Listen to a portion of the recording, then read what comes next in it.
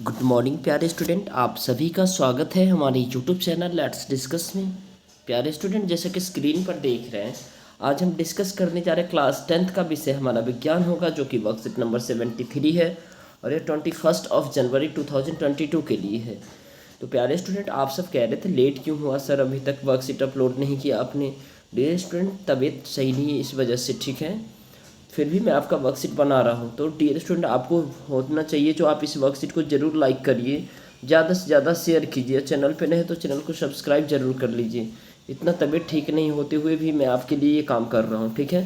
तो चलिए फिर स्टार्ट करते हैं। आनुवांशिकता एवं जैव विकास क्या होता है, इसको हमें समझना है। आनुवांशिकता एवं जैव विकास, तो ये आपसे पूछा जाता है स्वतंत्र वर्गीकरण क्या होता है या अपव्यूहन का नियम किसे कहते हैं।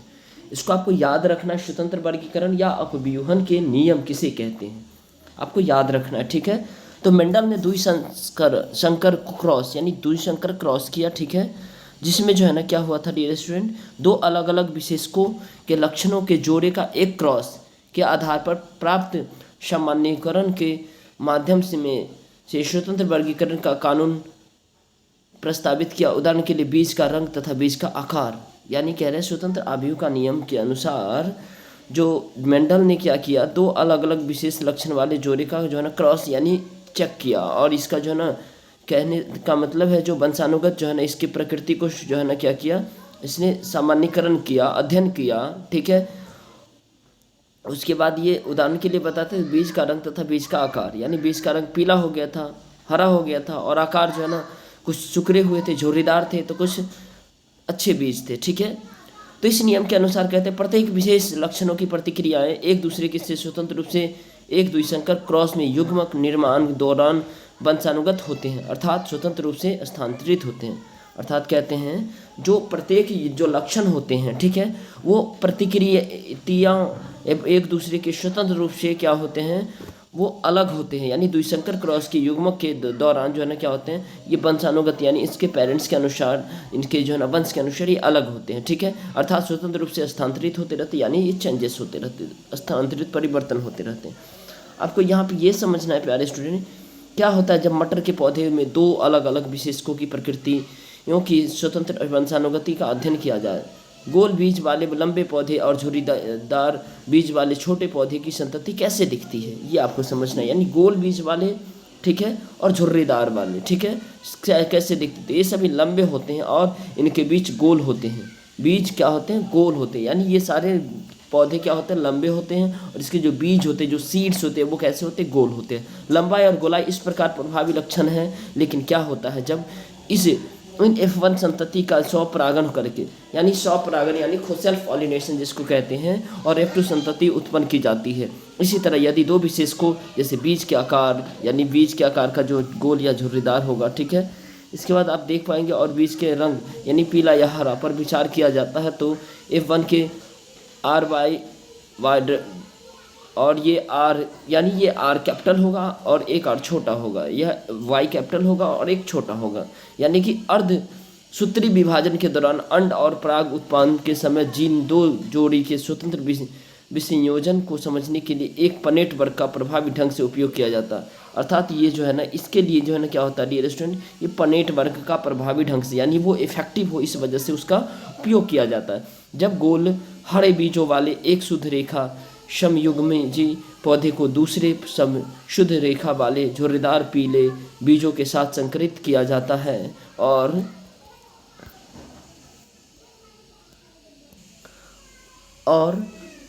एलील यानी ये जो अच्छे हैं पौधे, ठीक है, और छोटा आर और वाई और स्मॉल वाई का अलगाव माना जाता है। अर्थात 50% युग्मों में जीन आर होता है और अन्य 50% में स्मॉल आर होता है। यानी कि एक तो जो है ना जीन का जो है ना, अर्थात ये जो होता है ये काफ़ी अच्छे पौधे होते हैं, ये थोड़ा सा उससे झुर्रीदार होते हैं, ठीक है, ये भी अच्छे होते हैं, ये इससे थोड़ा सा झुर्रीदार होते हैं।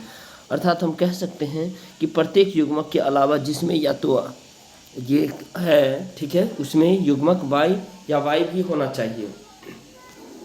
यहाँ रखने वाली महत्वपूर्ण बात यह है कि 50% कैपिटल आर और 50% स्मॉल आर अलग गा 50% और 50% वाई, यानी सारे 50-50% के रूप में जो है क्या होते हैं, संयोग करते हैं। ठीक है, आपको याद रखना है। ये कैसे करते हैं इस डायग्राम के थ्रू मैं अभी बताऊंगा। इस प्रकार युग्मक के 4 जीनोटाइप, 4 प्रकार के पराग और 4 प्रकार के अंड होते हैं। कितने? 4 प्रकार के पराग होते हैं और देयर आर 4 काइंड्स ऑफ अंड होते हैं। ठीक है, इस प्रकार के युग्मक को जो है ना ये 4 नाम दिए गए हैं, पर जो कि 25% उत्पादित कुल युग्मकों के 1/4 भाग के साथ होती है। अब आपको याद रखना है, जब पनेट वर्ग के दोनों पार्श्वों पर 4 प्रकार के अंड और पराग लिखते हैं तो F2 पौधे को जन्म देने वाली युग्म की संरचना को प्राप्त करना बहुत आसान हो जाते हैं। तो यहाँ F2 में हमें एक दृश्य रूपी अनुपात यानी फेनोटाइप अनुपात यानी ये मिलता है 9:3:3:1।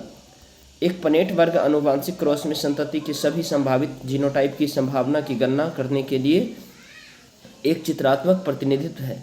अब ये जो है ना क्या कहते हैं, एक जीनोटाइप। कौन सा है? जीनोटाइप। इसको चित्र के थ्रू समझते हैं। देखिए यहाँ आपको ये समझना है प्यारे स्टूडेंट, ये देखिए ये जो हरे वाले हैं, ठीक है, और ये पीले वाले हैं, इन दोनों का एक साथ जो है ना क्या किया जाता है, युग्मक का निषेचन किया जाता है। ठीक है, तो ये F1 संतति यानी एक एक करके ये एक इसमें से आता है, एक इसमें से आता है। ठीक है, फिर एक इसमें से आता है, फिर एक इसमें से आता है।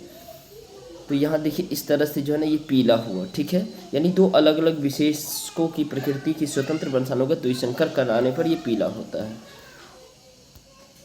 अब आपको यहाँ पे देखना संतति ये करने पर जो है ना क्या होते हैं, यहाँ पे देखिए जैसे F2 में क्या हुआ, जब F2 में इसके साथ और इन दोनों के साथ कॉम्बिनेशन हो तो ये पीले कलर का हुआ, जब इसके साथ कॉम्बिनेशन हो तो इस कलर का हुआ, या फिर इसको इसके साथ करेंगे, फिर इसको हम इसके साथ करेंगे, फिर इसको इसके साथ करेंगे, फिर इसको इसके साथ करेंगे। ठीक है, तो इसी तरह जो है ना F2 का पनेट वर्ग बना, तो इसको आप जो है ना आसानी से बना सकते हैं। ठीक है, ये बहुत ही आसान होता है।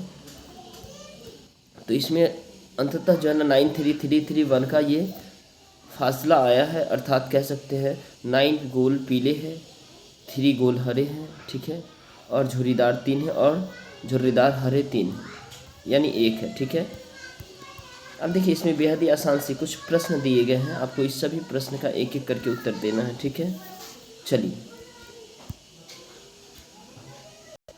क्वेश्चन पूछा जा रहा है डियर स्टूडेंट, क्या होगा, अर्थात कह रहा है जो बताइए गोल पीले विषम युग्मजी बीजों को स्वपरागण करने से निम्नलिखित परिणाम प्राप्त हुए। यानी झुर्रीदार पीले बीज 101, झुर्रीदार हरे बीज गोल, ठीक है, पीले बीज 315, गोल हरे बीज 108, 32 उपयुक्त परिणाम से आप क्या निष्कर्ष निकालते हैं? इसका मतलब क्या होता है? तो इसका मतलब होता है डियर स्टूडेंट, प्रत्येक गुण का अनुपात बीज आकार और बीज रंग दोनों के लिए लगभग 3:1 है। ठीक है, लेकिन F1 पीढ़ी के पौधे में संकरण कराने पर उसके 4 प्रकार के बीज बनते हैं, हरे व झुर्रीदार, हरे व गोले, गोले व पीले तथा पीले व झुर्रीदार। इससे यह निष्कर्ष प्राप्त किया जाता है कि आनुवंशिकता लक्षण स्वतंत्र होता है। यानी चूंकि पीले रंग सदा गोल बीजों के साथ ही नहीं झुर्रीदार बीजों के साथ भी आता है, अर्थात अथवा हरा रंग सदा झुर्रीदार बीजों के साथ वरन गोल बीजों के साथ भी आता है। ठीक है, इन आंकड़ों से मेंडल ने वंशानुगति के तीसरे सिद्धांत को विकसित किया, स्वतंत्र वर्गीकरण का नियम। ठीक है, अब आपको क्वेश्चन नंबर नेक्स्ट देखना है, स्वतंत्र वर्गीकरण का नियम क्या होता है? ठीक है, इसको आपको समझना है। तो देखिए मेंडल के का स्वतंत्र अपव्यूहन या वर्गीकरण का नियम, यह नियम कहता है कि जब किसी संकर में लक्षण के 2 जोड़े के लिए जाते हैं तो किसी एक जोड़े का लक्षण बीज संयोजन दूसरे जोड़े से स्वतंत्र होता है। ठीक है, बीज संयोजन से दूसरे जोड़े से क्या होता है? स्वतंत्र होता है। तो आई होप प्यारे स्टूडेंट ये आपको समझ में आया। क्वेश्चन नंबर हम 3 देखेंगे।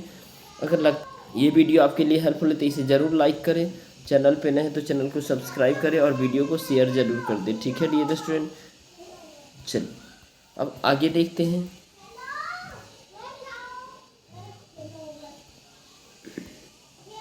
एक संकर व द्विसंकर के एक दूसरे से किस प्रकार अलग है, उदाहरण सहित करें।